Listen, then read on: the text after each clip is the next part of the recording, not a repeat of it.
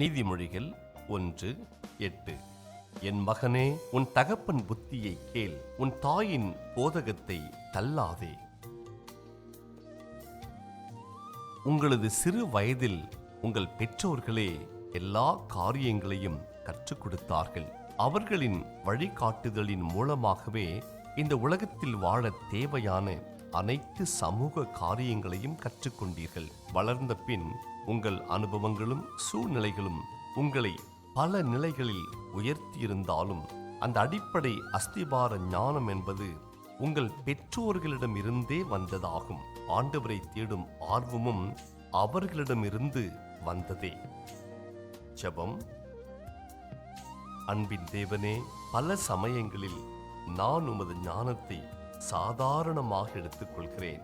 ஆனால் என் வாழ்க்கையை நான் திரும்பி பார்க்கையில் என் அறிவு கெட்டாத உமது ஞானமே என்னை இதுவரை நடத்தி வந்ததென்பதை அறிந்து நன்றி கூறுகிறேன்.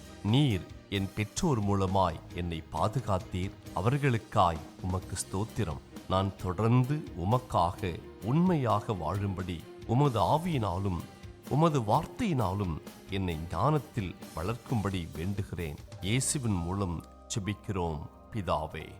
ஆமென்.